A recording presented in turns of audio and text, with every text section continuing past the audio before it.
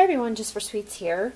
Today we're going to use some of our food storage pancake mix that we made, and I'm going to make for you a raspberry lemon pancake. And it's very simple and really quick, and it's going to make a yummy breakfast. So what you're going to need is you're going to need about 1 cup of your pre-made pancake mix, and if you didn't get a chance to watch that video, I will put a link in the description box below so you can go back and check out how to make that. I have 1 light lemon yogurt. It's a lemon meringue yogurt or lemon cream. I have some vanilla bean paste and about 1/2 cup of fresh raspberries that have been washed. Now you can use frozen ones if you want to. Just alleviate some of the juice so it doesn't get too liquidy. And then we have 1 egg. So basically what we're going to start with is our dry mix, and I'm terrible at pouring this, so I usually try to pour it over the bowl because if it's a little bit extra, it's okay. So pour that in there. I just let the extra fall. Okay, so approximately 1 cup of that. All right, and then the next thing we're going to add is our yogurt. And you can usually just pour that right in, and that's really going to be our liquid because it's a real creamy yogurt. Get a spoon and get that cleaned out. Now, if need be, if your pancakes aren't thin enough for you, you can always add some milk or buttermilk, or even water if you want to. Okay, and just add a little bit at a time until it gets to the consistency that you like. All right. So I'm going to lightly stir this just to get it going. Just to start getting it mixed up. And I might even add some milk to mine because to me it's a little too thick. All right. Next we're going to add about 1/2 teaspoon of vanilla bean paste. Or if you don't have vanilla bean paste, you can just use regular vanilla. And we're going to add our egg. So just 1 egg. And you don't want to over mix because you don't want to make your pancakes tough.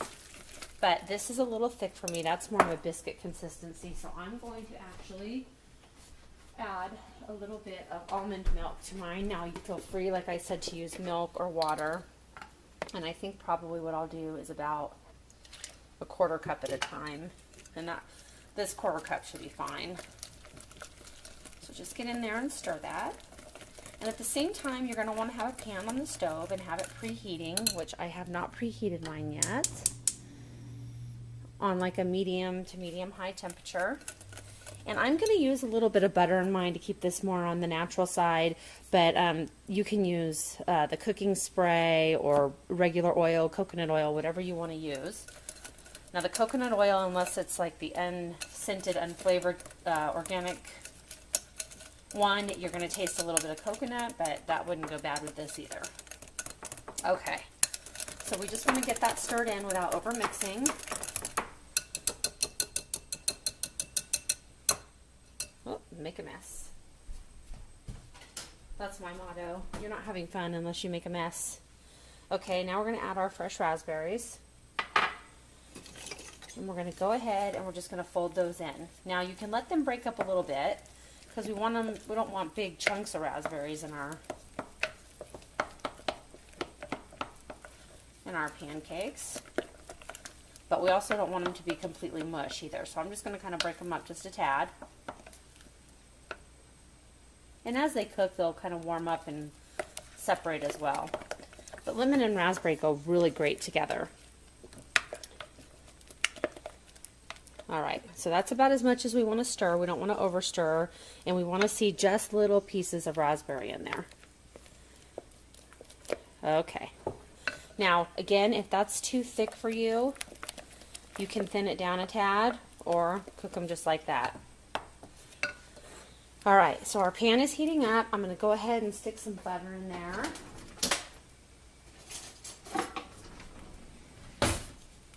I'm just going to use just a little square of it just to coat the pan. We don't want to overdo it. And put that in there. and as soon as that heats up, we'll be back and I'll show you how to do this. Okay, we're back and the pan is all preheated. It's ready to go. I have it on a medium heat. We're going to take 1 ladle full, so 1 ladle full of our pancake mix, and put it right into that preheated pan. And I usually kind of just spread it out a little bit. Now remember, I hope you didn't overstir your pancake mix, because you want your pancakes to come out nice and fluffy. So I normally let that go for about 2 or 3 minutes on one side, and what you're looking for is for your edges to crisp up just a little bit, and then you want bubbles. I'm going to lift this up a little bit. When you start seeing popping bubbles coming through it, then you know it's time to flip it over and you know that it's cooking. So I'm going to let this cook for a minute or two. We'll come back and I'll show you when it's time to flip. Okay, so we're back. I'm going to show you how to check this. We've got the little bubbles that are starting to slowly pop through. There's one right there, and that's when you know that it's time to flip these over. But you also want to check, sorry, I got my tripod that I'm trying to center here while I'm doing this. You also want to check the other side. So you lift it up slightly, and you make sure that you've got a nice golden brown on that side. Now if it's too hot and it's burning you, that just means you need to turn your heat down a little bit. So I'm going to go ahead and gently flip this over. And usually if you get a little bit of splatter, I just usually tuck it in and it fits right in nicely with the pancake. So you're going to let that go another 2 to 3 minutes and take it out. You're going to make sure it's done. And usually, like I said, about 2 to 3 minutes per side, as long as you're on like a medium heat. So you can see how nice and crisp and brown the edges are and how delicious that looks. Can't wait to dig into that. So I'm going to let this finish cooking and we'll come back and I'll show you when they're all done.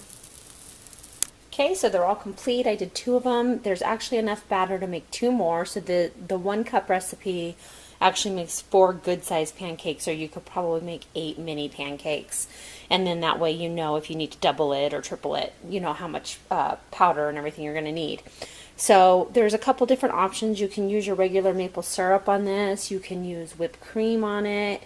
If you want to make it more like a cupcake, you can use cream cheese frosting on it. I also have some powdered sugar, and you can just kind of sprinkle it with powdered sugar. And then you could put some fresh raspberries on top, which that would be a fantastic idea, and I think I may just do that. Because the more raspberries, the better, right? Alright, so we're going to take a few of our fresh raspberries and we're just going to sprinkle those right on top. And just make it extra sweet and yummy. There we go. So you can serve it like that, or if you're trying, you know, this is probably the healthiest way to do it. And then if you want to, you can also put some agave nectar over the top, just a little drizzle of it if you want to try it that way. So there's a lot of different things you can do with this. Make it delicious. This would have been a great Mother's Day breakfast, but I didn't get the video out in time, so maybe use it for Father's Day or a birthday, or just because you want to make something extra special.